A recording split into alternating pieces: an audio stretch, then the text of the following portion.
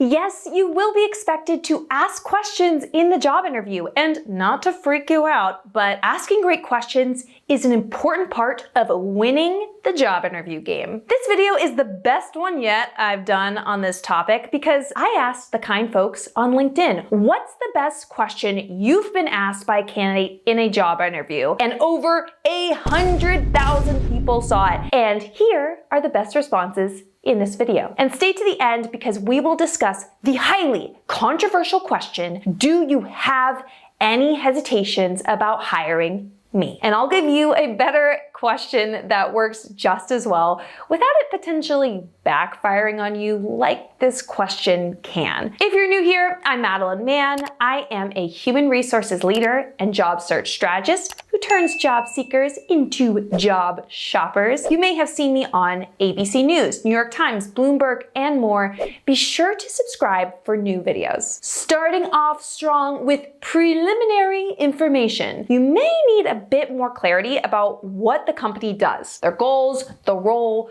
whatnot. But you don't want to sound like a dodo who didn't do any research before the interview. And this is important to note. I am going to list off questions that you can ask, but no question will be better than the ones that you ask that are based on research and are specific to your opportunity. And I'll link a video below that will help you to do exquisite research. Okay, so Brittany, a recruiter, phrased this question, well, I've understood X, Y, and Z about your company from my research, but could you provide more detail so that I have the full picture? This one would be good in that first phone screen with a recruiter for sure. And heads up, put your favorite questions to ask in the interview in the comments. This video will dazzle you, it'll be great, but let's make the comment section an even more massive resource. Next are some questions about the role. Companies want you to know what you're getting yourself into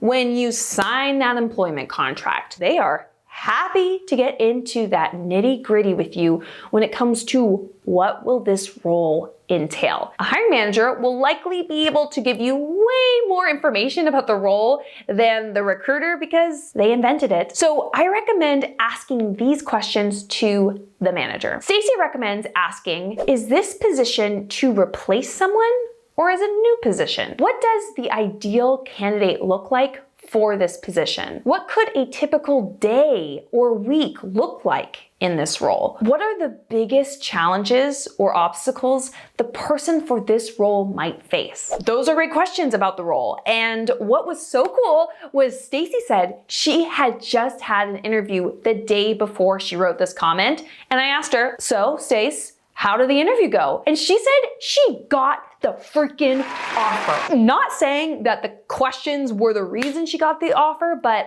I'm sure it made a huge impact. When I worked in human resources, I would see managers walking out of their interviews and they would stop by my desk and I asked them how it went. And so often I would hear, he asked the best questions. So I told him about this and then we talked about that. And I found this so very interesting. Answering questions well was fine, but to really stand out, it was all about the questions candidates asked. While in some cases, the student becomes the master, in this case, the answerer becomes the asker. Next section, I am going to call leadership and management. Have you heard that quote that people don't leave companies, they leave managers? Yeah, your manager can make or break your experience at a company. These next series of questions are about your manager and leadership at the company. For their answers, you have to read between the lines a bit. What do they not say? And then ask follow-up questions if anything seems a bit fishy, like a fresh catch left out in the sun too long. And to further emphasize that, I teach my clients ways where they completely transform a job interview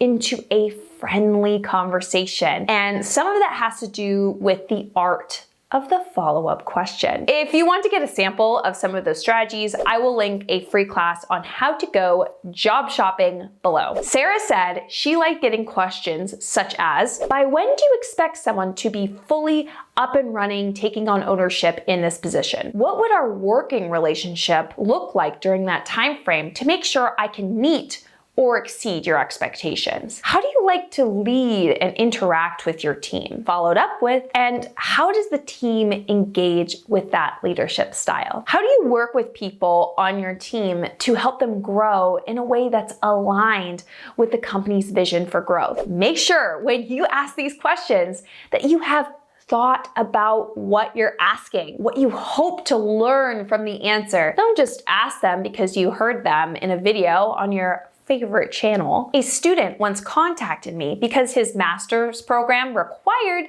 that he do informational interviews with professionals in his chosen field, human resources. The call was a series of him asking me questions from a list, and I could tell that this was simply an assignment for him because everything I answered, he followed with, "Okay, got it. Thank you," and then went on to the next question. It almost felt like I was boring him because none of my questions elicited any sort of conversation or comments or follow-ups. And that's what happens when you're performative about these questions. You're just asking them because some blonde woman on the internet put her seal of approval on it. Erin added the question that a candidate had asked her just the previous day, which was, how is critical feedback received by leadership? Which can lead to some interesting insights about the executive team. And Allison asks, how do you and your team celebrate wins? Because a culture of recognition is important to her. I hope this goes without saying, but if a culture of recognition isn't as important to you, don't ask that question. Yes, we do want to ask questions so that it makes us look good and that we land the offer, but you also want to use these questions to uncover if this is truly the right opportunity for you. And I also always tell my clients to ask in the right way to help you get that information that you need to ace future interviews. Speaking of landing the offer, I'm all about making sure you're not just having a jolly time interviewing, but that you're actually landing offers. So I created a quiz that has been sweeping the nation that gives you personalized feedback on how to land more job offers. It has warmed my heart to get so much feedback from people who love it, so I will link that quiz below. This next series of questions I'll call company culture. We've got a lot of comments of questions to ask about culture, so get your pencil out and get ready to jot them down. Asking about culture is a vague topic. Culture is so important, but it's often that unspoken way that people in the business interact and go about doing their work, so it can be difficult to define. In order to get good information, you need to ask good questions. Christine, an HR professional, likes to be asked, how is the company approaching hybrid work? And how has that impacted the company culture? This question can be especially helpful to you if hybrid work, flexible schedules, or remote work are important to you. Sarah adds the question, what characteristics do you see from people who tend to thrive in this office culture? Which I like. It's a bit more specific and I think could lead to potentially more insightful answers than describe the company culture. I've seen it asked before, but it usually leads to surface level or even verging on idealistic responses. Kimberly likes to turn up the heat a bit and ask, if there were 3 things you would change about the company, what would those be and why? Which I think could open up a candid and realistic conversation as long as you ask it with the right tone. This next question we will call personal experience. Essentially what I mean by this is it's the oldest trick in the book to ask someone about themselves and get them talking in order for them to like you more. So in order to build a better relationship with this interviewer, start asking them about their personal experience. I do have a surprise for you. I'm a little sneaky gremlin, and I put all of these questions I've shared with you today in a document for you. I always feel like I have a special bond with you if you watch my videos most of the way through. So that's why I'm passing this document along to you. I'll put it in the description. Inuda suggests 2 questions for this. What do you personally love most about working here? And what do you find most challenging about working here? I will say, what do you love most about working here is the most commonly asked question,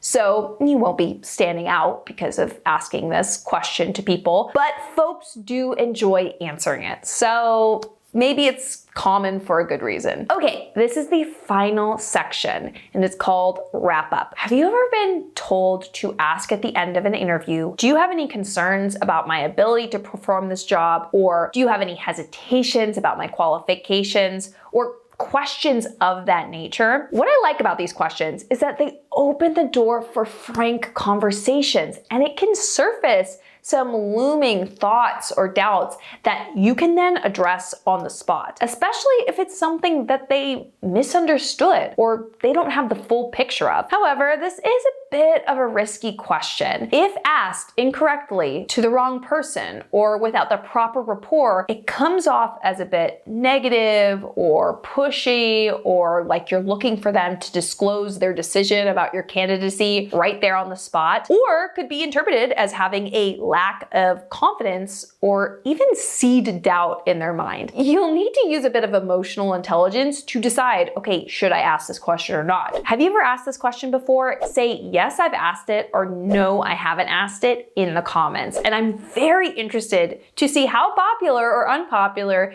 this question is, and also hear your thoughts about it. Matt provided us with an alternate version of this question, which I would say is a bit safer, but can also get us to a similar conversation. And that is there anything about my skills or experience you'd like me to clarify for you? Well, this is a bit different of a question. Someone may have hesitations, but not necessarily be looking for you to clarify. So it doesn't necessarily cut to the heart of the issue quite as directly as the other version, but I still think that this question can potentially reveal something that may be in the way of you getting the offer, and you can address it there on the spot. Hundreds of thousands of people follow me over there on LinkedIn because I'm having these insightful conversations all the time about the job search and work. Come on over there. I'm doing this daily. Follow me on LinkedIn, hit the bell icon so you get the notifications when I post. And do remember to put questions that you like to ask in the comments of this video. Be sure to like this video